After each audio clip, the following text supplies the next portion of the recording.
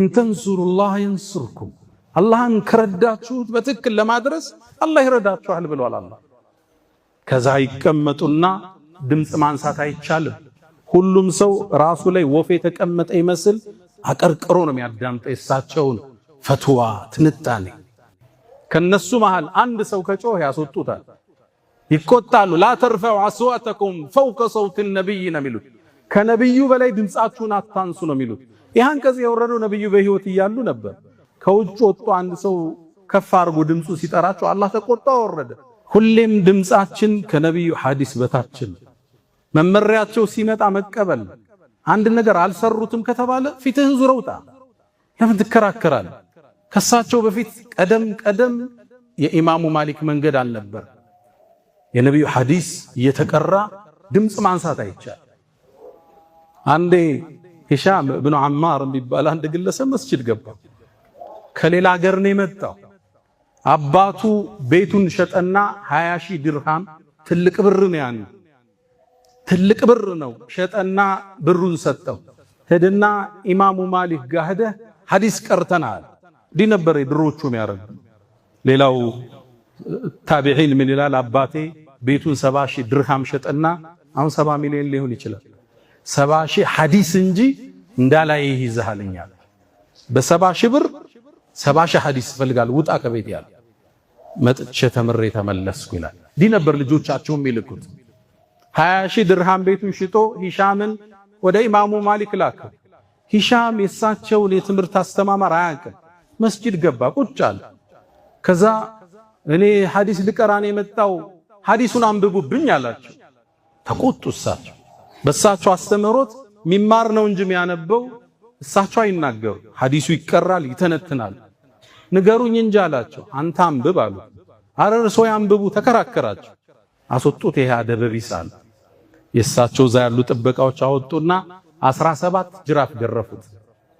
ውጭ እያለቀሰ ጠበቃቸው። ጨርሰው ሲወጡ አባቴ 20,000 ድርሃም ቤቱን ሽጦ ሐዲስ ቅራ ቢለኝ እርሶ ይደበድቡኛል፣ አላህ ዘንድ እፋረዳቸዋለሁ አላቸው። ደነገጡ እሳቸው። ታዲያ በምንድን ነው ይቅር የምትለኝ አሉት።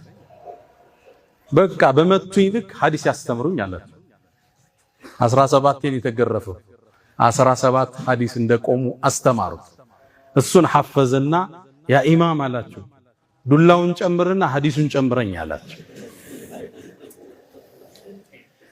የሳቸው መጅሊስ ስርዓት የሰፈነበት ነው።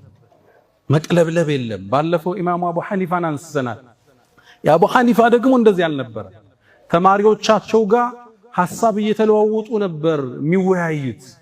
አንዳንዴ ይላሉ ኢማሙ አቡ ሐኒፋ ሲሳሳቱ ተሳስተሃል ይሉኛል አሉ ተማሪዎች። ኢማሙ ማሊክ ጋር እንደ የለም ጸጥ ነው። እዛ የሚቀመጡ ተማሪዎች ተጨማሪ ዕውቀት ከፈለጉ አዲስ ሰው ሲመጣ ጥያቄ ይሰጡታል። ጠይቀው ጥያቄ ይጠይቃል። እንደገና ደግሞ እንዲህ ቢሆንስ በለው ይለዋል። እንዲህ ቢሆንስ አዲስ ነው አያውቅም። እሱን ተጠቅመው ነው ሐሳባቸው የሚገልጹ። ለሐዲስ የተለየ ክብር፣ ለነብዩ አለይሂ ሰላቱ ወሰላም ንግግር የተለየ ቦታ የሚሰጡ ኢማም ዳረል ሂጅራ የስደቷ ሀገር መሪ ኢማሙ ማሊክ። ኢማሙ ማሊክ የትልቅ ዕውቀት ባለቤት ቢሆኑ ሁሉን ነገር አውቃለሁ እያሉ ፈትዋ የሚሰጡ አልነበሩ። በዛን ጊዜ በሳቸው ዘመን የሳቸው ንግግር ድንጋይ ላይ እንደተነቀሰ ጽሑፍ ማለት ነው። የህዝብ መመሪያ ነው የሚሆነው። ተጠንቅቀው ነው ፈትዋ የሚሰጡ። ተጽዕኖ ፈጣሪ ስትሆን ሁሌ ንግግርህ መመጠን አለበት። ትውልድ ይዘህ ነው የምትጠፋው። ዘለቱል ዓሊም ዘለቱል ዓለም ነው የሚሉት። የአንድ ዓሊም ማዳለጥ የዓለም ማዳለጥ ነው የሚሆን። ብዙ ሰው ይሳሳታል። እሳቸው ጋር ሰው መጥቶ ፈትዋ ሲጠይቅ የሚታወቁበት ቃል ላ አድሪ አላውቅም። አንዴ ወደ 80 ምናምን ጥያቄ ይዘውላቸው መጡ። ከዛ ውስጥ 35ቱን አላውቅም ብለው መለሱ። ሌላ ጊዜ 40 ጥያቄ መጣላቸው። 5ቱን መልሰው 35ቱን አላውቅም ብለው መለሱ። ከዚህም ከፍ ያለ አንድ ሰው ሀገር አቆራርጦ የማህበረሰቡን ጥያቄ ይዞ መጣ። እሳቸው ፈትዋ ሊጠይቅ ጠየቃቸው። አላውቅም ማለት ሀገር አቆራርጬ መጥቼ ህዝቡ እየጠበቀኛል። አዎ ለህዝቦች ተመለስና የመዲናው ኢማም አላውቅም ብሏል በላቸው አሉ። ጥንቃቄ ነበራቸው። ፈትዋ አንደኛ ከኪስ ተወጥቶ አይሰጥም ነበር። የአላህ ዲን ላይ መፈረም ማለት እኮ ነው። ይሄ ነው ህጉ ማለት ነው። ስለዚህ ፈትዋ ምን ይሻል? እሳቸው ዘንድ ጥንቃቄ አውቀውት እንኳን ፈትዋ ከሰጡ ኢነ ظኑ ኢላ ظነን ወማ ነሕኑ ቢሙስተይቂኒን እንዲህ ነው ብለን እንግዲህ መላምት ተሰጠናል እርግጠኞች አይደለንም ይሉ ነበር ብዙ ጊዜ ፈትዋ ከሰጡ በኋላ። ኢማሙ ማሊክ ረዲየላሁ ተዓላ እንደዚህ አይነት ኢማም ለዚህ ዘመን ያስፈልገናል። ገና ትንሽ ኪታቦችን ያነበበ ወጣት የቲክቶክ ፔጅ ዩቲዩብ ፔጅ ከፍቶ ህዝብን መታወቂያ በሚያድልበት የጀነት የጀሃነም ያለ በሚያከፋፍልበት ዘመን አላቅምን ለትውልድ እናስተምር ዘንድ ኢማሙ ማሊክ ለኛ ተምሳሌት ናቸው። ኢማሙ ማሊክ በሳቸው ዘመን ይሄ ብዥታ ስለነበር አልስቲዋ አሉ። አላህ ከሰማይ ሰማያት አርሽ የፍጥረቱ ጣራ ነው። ከዛ በላይ መሆኑ ከፍ ማለቱ መርጋቱ ማዕሉም የታወቀ ነው። ወልከይፍ እንዴት የሚለውን እኛ እናቀም ዕውቀታችን ቁንጽል ነው። ይሄ እንዴት ማወቅ እንችላለን? አሁን ባለው የናሳ ምርምሩስ መሬት ላይ ሆናችሁ ጨረቃን ወደ ላይ ነው የምታዩት። ጨረቃ ላይ ሆናችሁ ምድርን ወደ ላይ ነው የምታዩት። እንዴት? ከዕውቀት ወሰናችን የሰፋ ነገር ነው ይሄ ዩኒቨርስ። ማሊክ እኔ ዲኔ የጠራ የረጋ አንተ ብዥታ ውስጥ ነህ። ብዥታ ያለን ሰው ወደፈልግ ነበር ሚል አላህ ቁርአን ላይ አርረሕማኑ ዐለል ዐርሽ እስተዋ፣ አዛኙ ጌታ ከዐርሽ በላይ እስተዋ ከፍ አለ፣ ረጋ፣ ተደላደለ ይላል። ከይፈ እስተዋ አላቸው። እንዴት ነው የተደላደለው አለ። ኢማሙ ማሊክ ትምህርቱን አቆሙ። የያዙት እንጨት ነበር፣ መሬቱን መቱት፣ ላብ ጭምቅ አረጋቸው። ከዛ ቀና አሉና አልስቲዋኡ ማዕሉም፣ አላህ ቁርአን ላይ 7 ቦታ ላይ ከዐርሽ በላይ ከፍ ብያለሁ ብሏል። የታወቀ ነው ከፍታው መርጋቱ። ወልከይፍ እንዴት የሚለው ገይሩ ማዕቁል ከዓቅላችን ከምንረዳው በላይ ነው።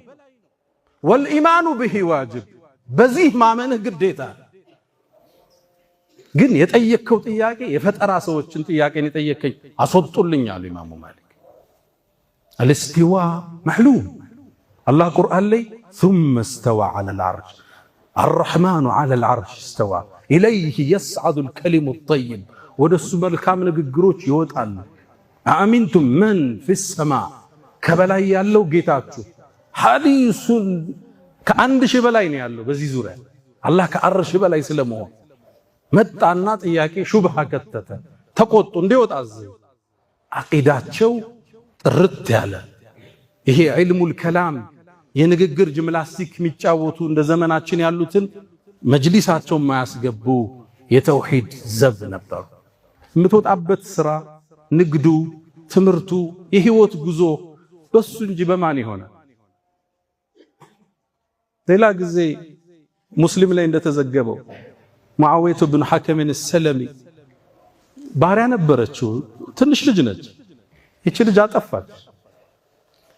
በጎቹን በተኩላ አስበልታ ተበሳጨና መታት። ሲመታት ደነገጠ። ወደ ነብዩ መጣ አለይሂ ሰላቱ ወሰላም። አጥፍታብኝ መታዋት አላቸው። እሳቸውም እንዴት ብለው ትንሽ ከበደው ነገሩ። የአላህ መልእክተኛ ነፃ ላውጣት፣ ባሪያ ነች፣ ነፃ ላድርጋት፣ ከወንጀሉ እንድጸዳ ሙእሚን መሆኗን ፈትኑልኝ አላቸው። አስጠሯት፣ መጣች። አንድ ቃል ጠየቋት። ሶሒህ ሙስሊም ያለኝ 2 ዘገባ ነው። አንደኛ ፊሰማ ከላይ አለች ይላል ሐዲስ። በሌላ ዘገባ ላይ ፈአሻረት ወደ ሰማይ በጣቷ አመላከተች ይላል። ከዛ ነብዩ ቀጠሉ። ፈመን አና እኔ ማን ነኝ አላቸው። አንተማ የአላህ መልእክተኛ ነህ አለቻቸው። ነብዩ ምን አሉ? ሙእሚን ነች፣ ነፃ አውጣት አሉ ነብዩ አለይሂ ሰላቱ ወሰላም። እኔን ሐዲስ ከሰማው በኋላ ህፃናትን ሞክሩና እኔን ታዘቡ። 4-5 ዓመት ልጅ አለችኝና አላህ የት ነው አልኳት። በእጇ ነው ወደ ሰማይ እየጠቆመች። ይሄ ሰው ልጆች ውስጥ አላህ የፈጠረው ተፈጥሮ ነው። ልጆቻችሁን ጠይቃችሁ ተመሳሳይ መልስ ካልሰጧችሁ ከኔ ኹጥባ እንዳትመጡ። አላህ ሰው ልጅ ሲፈጥር ይህን ስሜት ውስጡ አድርጎታል። ዱዓ ስናረግ እጃችን ይዘረጋው ለዛ። ለምን እንዴት እንጋጣል? ይመጣልሃል። ተፈጥሮ ነው። ሰማይ ይስባሃል። ለዛ ነው ሐመዳን የሚባል በዛ ዘመን በኢማሙ ማሊክ ዘመን ሚንበር ላይ ቆሞ አላሁ መውጁዱን ቢላ መካን ሲል አንድ ሰው መጣ። ይህን ቃል አልክ አላህ ቦታ የለውም ትላለህ፣ ግን ዱዓ ሳረግ ለምንድን ነው እጄን ወደ ሰማይ አንሳው ሚለኝ አላቸው። ከዛ ተከዘ፣ ፊቱ ተቀየረ። ሐየረኒ ሐማዳን፣ ይሄ ወጣት እኮ አወዛገበኛል። ለምን ነው ውስጥ የሚጠራህ ወደ ላይ? አርረሕማን ዐለል ዐርሽ እስተዋ። ኢማሙ ማሊክ በሳቸው ዘመን ይሄ ብዥታ ስለነበር አልስቲዋ አሉ። አላህ ከሰማይ ሰማያት አርሽ የፍጥረቱ ጣራ ነው። ከዛ በላይ መሆኑ ከፍ ማለቱ መርጋቱ ማዕሉም የታወቀ ነው። ወልከይፍ እንዴት የሚለውን እኛ እናቀም፣ እውቀታችን ቁንጽል ነው። ይህ እንዴት ማወቅ እንችላለን? አሁን ባለው የናሳ ምርምሩስ መሬት ላይ ሆናችሁ ጨረቃን ወደ ላይ ነው የምታዩት፣ ጨረቃ ላይ ሆናችሁ ምድርን ወደ ላይ ነው የምታዩት። እንዴት? ከእውቀት ወሰናችን የሰፋ ነገር ነው ይሄ ዩኒቨርስ። የአላህ ሁኔታ ከአቅላችን በላይ ነው። እኛ የተሰጠን በማናቀው ነገር ማመን ነው። ለዛ ነው አላህ ኪታቡን ሲጀምር አሊፍ ላም ሚም ዛሊከል ኪታብ ላ ረይበ ፊህ ሁደን ሊልሙተቂን ብሎ የምእመናን መመሪያ ነው ካለ በኋላ መጀመሪያ መጣው አለዚነ ዩእሚኑነ ቢልገይብ። ከምናቀው ማናቀው ይበዛል። የተሰጠን እውቀት ትንሽ ነው። ስለ ተሸከምናት ሩህ እንኳን ጠይቀን መልስ አልተሰጠንም። ወየስአሉነከ ዐን ሩህ፣ እነሱ ውስጥ ስላለችው ሩህ ይጠይቁሃል። የሩህ ጉዳይ የጌታዬ ነው በላችሁ። ወማ ኡቲቱም ሚነል ዒልም ኢላ ቀሊላ፣ ከእውቀት ትንሽ እንጂ አልተሰጣችሁ። የሩህን ውስብስብ ሚስጥር የመረዳት አቅም የሰው ልጅ አልተሰጠው። ማመን ነው ያለብን። አርረሕማን ዐለል ዐርሽ እስተዋ አላ ወፈዐሉል ኸይራት ወስተግፊሩ ረበኩም ፈጡባ ሊልሙስተግፊሪን። ወላ ኢላሃ ኢለላህ ተዕዚመን ሊሻኒህ ሰለላሁ ወሰለም ወባረከ ዐላ ረሱሊህ ወኢኽዋኒህ። አማ በዕድ፣ ውድ ምእመናን፣ የኢማሙ ማሊክ የከፍታ የምቾት ዘመን ግን ሌላም ገጽ ነበረው። ኢማሙ ማሊክ በእስርና በእንግልትም ውስጥ አልፈዋል። ያለፉበትም በአንድ ፈትዋ የተነሳ ነው። እንግልት እስር ገጥሟቸዋል። አንዴ የኡመውያዎቹ ስሮ መንግስት ተወግዶ አባሲያ የሚባለው ስሮ መንግስት ሲተካ ያኔ ሀገሪቱ መረጋጋት አጣ ነበር፣ የስልጣን ሽግግር ስለነበር። ሁለተኛው የአባሲያው ንጉስ አቡ ጃዕፈር አልመንሱር፣ መንሱር ይባላል የጃዕፈር አባት፣ እሱ የሙስሊሙን ዓለም ይመራል። እሳቸው የሚኖሩት መዲና ላይ ነው። መዲና ውስጥ የሀገሪቱ አስተዳዳሪ የመንሱር ዘመድ አለ። እሱ ነበር የሀገሪቱ ፕሬዝዳንት። ታዲያ ያኔ ኢማሙ ማሊክ አንድ ፈትዋ ሰጡ። አንድ ሰው አሉ ተገዶ ሚስቱን ቢፈታ ፍቹ አይወድቅም አሉ። ለምሳሌ አንድን ሰው ጥይት ይዘህ ፍታ ብትለው ነፍሱን ለማዳን ፈትቻለሁ ቢል ፍቹ አይወድቅም። ከዚህም የተነሱት ምንድነው? አንድ ሰው አይደለም ፍችን ኢማን ኩፍር ቃል እንኳን ተገዶ ከተናገረ ኩፍር ውስጥ አይወድቅም። አላህ ቁርአን ላይ እንደሚለው ኢላ መን ኡክሪሃ፣ ተገዶ ከሆነ ውስጡ በኢማን ረግቶ ተገዶ ካለው ያነ ሁኔታ አይወድቅበትም። ይችን ፈትዋ ሲሰጡ ሀገሪቱ ላይ ለማመጽ የተነሱ ህዝቦች ተጠቀመዋል። እኛም እኮ ለመንሱር ቃል ኪዳን የሰጠነው አንተ ንጉስ ነህ ብለን ተገደን ነው፣ ስለዚህ እኛም ቃል ኪዳናችን ፈርሷል ብለው አስፋፉ ወደ ህዝቡ። የሀገሪቱ ፕሬዝዳንት መጣና የመዲና አንተ ማሊክ ሆይ እንዲህ ሰው ያደረገ ነው፣ እባክህም ፈትዋ ተው አላቸው። እሳቸው ደግሞ ይሄ ዲን ነው አልተውም አሉ። ከዛ ሰላይ ከተተ ከሚያስተምሩበት ቦታ ሼክ መስሎ ገባና ጥያቄ ጠየቃቸው። ተገዶ አንድ ነገር ያጸደቀ ሰው ያ ነገር ይጸድቃል አላቸው። አይጸድቅም አሉ። ንጉሱ አስጠራቸው። ያኔ የሀገሪቱ ፕሬዝዳንት አንተ ለአማጽያኖች የሚሆን ፈትዋ እየሰጠ ኸሊፋው ስልጣኑ እንዳይረጋ ታደርጋለህ አለ። እስር ቤት ወሰዱታል። የተከበሩ ሰው ናቸው። ሊያዋርዳቸው ጺማቸውን ላቸው እስር ቤት ውስጥ ከተታቸው። ደጋጎቹ ተፈትነዋል ወዳጆች። አሸዱ الناس بلاء الانبياء፣ ከሰዎች ውስጥ ፈተና የሚበዛባቸው ነቢያቶች ናቸው ብለዋል። ከዛ ሰው እንደ ኢማኑ ይፈተናል። እንደ ደረጃ አላህ ሞክሮ ያያል። እዛ ወዲያ ነው የሚሸልመው። ለዛ ነው ነብዩላህ አዩብን ከፈተነው በኋላ እና ወጀድናሁ ሳቢረን ታጋሹ ነው አገኘነው። ኒዕመል ዐብድ አላህ ምን ሚያምር ባሪያ አለው አላህ። ከዛ በኋላ ነው የሸለማቸው። ኢማሙ ማሊክ ጺማቸው ተላጭቶ እስር ቤት ገቡ። ከባባድ ዱላዎችን አስተናገዱ። ከመደብደብ የተነሳ እጃቸው ወለቀ። አንዱ እጃቸውን በሌላው ደግፈው እንጂ ማንሳት አይችሉም ነበር እስከሚሞቱ ድረስ። ከዛ ህዝቡ አመፀ። ታላቁ ሰው ታላቁ ኢማም እንዴት እስር ቤት ገብቶ ይዋረዳል? ህዝቡ ሲያምፅ ኸሊፋው ሰማ፣ እንዲለቀቁ ወሰነ። ወደ ቤታቸው መጡ። እጃቸው እንደተሰበረ ለዓመታት የሚሰግዱት እንዲህ ብለው ነው።